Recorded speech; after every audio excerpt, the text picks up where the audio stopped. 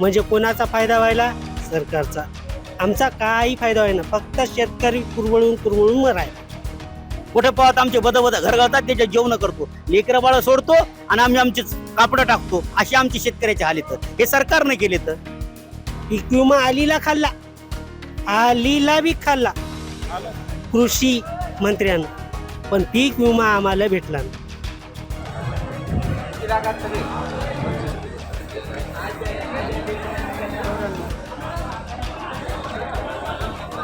यावर्षी हिंगोली जिल्ह्यात पावसानं थैमान घातलं होतं आणि त्यानंतर आता सोयाबीन आणि तूर या दोन्हीचे भाव पडलेले आहेत. आधी पावसानं शेतकऱ्यांचं जगणं कठीण केलं आणि भाव पडल्यानं आता शेतकरी हैराण झाले.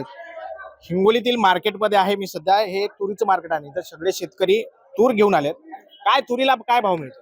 तुरीला आता आहे 72, 73, 71, 7080. भाव काहीच नाही. कमीत कमी 10, 11, 12 याप्रमाणे पाहिजेत भाव.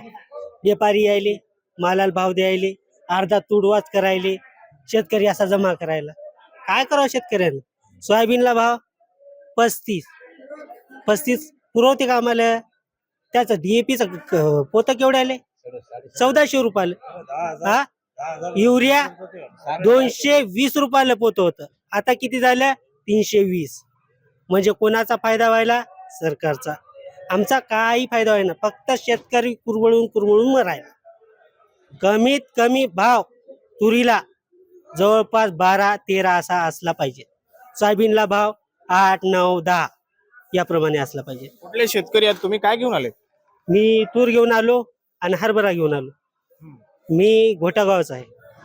इथून 15 किलोमीटर.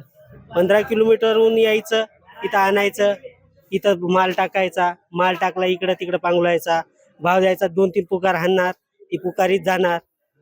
काही पडतं खात नाही. मस्त फक्त आता यायचं, पाहायचं. उन्हाळाभर इकडली हळद आणली काय भाव? पहिल्या स्टार्टिंगला 16 आणि आताच्या स्टार्टिंगला 12. भाव पडतं खात नाही. आणि काढायचा भाव 13,700 रुपये.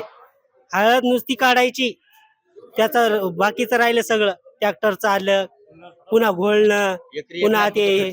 पीक विमा मिळालाय का? यावर्षी प्रचंड नुकसान झालं होतं, पीक विमा मिळालाय? पीक विमा आलीला खाल्ला, आलीला बी खाल्ला कृषी मंत्र्यानं, पण पीक विमा आम्हाला भेटला नाही. अद्याप पीक विमा भेटला नाही असं शेतकऱ्यांचा आरोप आहे. काका कुठनं आलात तुम्ही? काय काय घेऊन आलात? तूर घेऊन आलो ना. बरं, काय भाव मिळतोय तुरीला? तुरीला 72, 73 खरा भाव, 74 एखादा ढिगी काय 75 बस यावर भाव नाही. बरं, आणि खर्च किती आला होता? खर्च निम्मीच खर्च. आमचे 40,000 तूर तर 20,000 खर्चच आहे घेऊ. बटाई खर्च आहे शेतकऱ्याला. बरं, काढणी, तोडणी, खत, फवारणी सगळंच काय खर्च. परवडतो का? परवडत नाही, पण करावं कसं? आमची शेती सोडून द्यावं का? करतो. आधी काय भाव मिळत होता मार्केटमध्ये तुम्ही आता? गेल्या वर्षी 12 होता, गेल्या वर्षी 12,000 होता, यावर्षी 73चे. आता एवढा खर्च म्हणल्यावर काय? आम्ही शेतकरी जे इथं शेतामध्ये पाणी जरी आला तरी आम्ही जातो. सरकार सर्व्हिसवाले लाखो रुपये पगार द्यायला लागले आणि आमचे भाव पडागले. पगार कोणाची देते सरकार? आमची का शेतकऱ्याची? शेतकऱ्याचीच पगार देते. लाख रुपये त्याला 8 घंटेच येतं. आम्ही 24 घंटे झोपतून उठून आमचा ढीक झाकाय जातो. असा कोणता सर्व्हिसवाले कोणते मेलेत शेतकऱ्यासारखे? मंत्री लोक गेलेत? कोणी नाही. रात्री भिजवण्याच्या टायमाला सापडोस शेतकरी मरतात आणि शेतकऱ्याचाच भाव पडतय. लोड शेडिंगची तुमची तर येतच नाही. केव्हा चालते केव्हा चालत बी नाही. लाईट पीक विमा वगैरे मिळालाय का? नमो शेतकरी नाही भेटला. नमो शेतकरी मिळते आणि PM किसान मिळते किती? 2,000. 2,000 वर्षाची किती? 6,000 रुपये. मग 6,000 आमचं काय होतं एका शेतकऱ्याचं येण दिलेलं?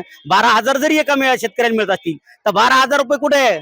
एका सर्व्हिसवाल्याला 12,000 रुपये रोज आहे. आम्हाला तर 4 महिन्याचा मिळायला लागलाय. एवढं काय? गरम औषध तर बोलूच नका हो. कोणतं डुप्लिकेट झालं? कुठं सर्प आळ्या मारायला तसं औषधानं? नुसते आम्ही कंपनीचे वापरूच परेशान येतात. आमच्या तर रोजचे कंपनीवाले येतात, आमचं वापरा, ते म्हणते आमचं वापरा. वापरू म्हणाला मी सांगाल तुम्हाला, कोण्या शेतकऱ्याला अर्ध्या एकरात 5 पोते झाले. भाव पडले त्याचा जबाबदार कोण आहे? का भाव पडले असं वाटतं? भाव सरकार जबाबदारी. बाहेर देशातलं तूर मागवली ना, विकत घेऊ नका तुम्ही, आमची घ्यान मग घ्या. आणि ती कमी पडायच्या आधी तुमचे गोदाम भरलेले येतं.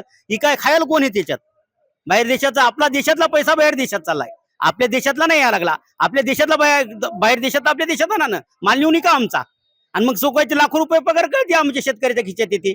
मग जसे जर असे भाव जर दिले सर्व्हिसवाल्यावानी, लोक बिल्डिंग बांधणार नाही तर झोपडे बांधतील. आमच्या शेतात झोपडे येतं, कुठे पाहत आमचे बद घर घालतात, त्याच्या जेवण करतो, लेकरं बाळ सोडतो आणि आम्ही आमचे कापड टाकतो. अशी आमची शेतकऱ्याची हाल येतं. हे सरकारने केले तर याला का जबाबदार कोणी का? व्यापारी नाही, कोणी नाही, सरकार आहे. सरकारनं चेक मान्यता बाहेर देशातला माल घेऊ नये, आमचा आंधी घ्यावा आणि मग बाहेरचा घ्यावा, अशी आमची विनंती सरकारला.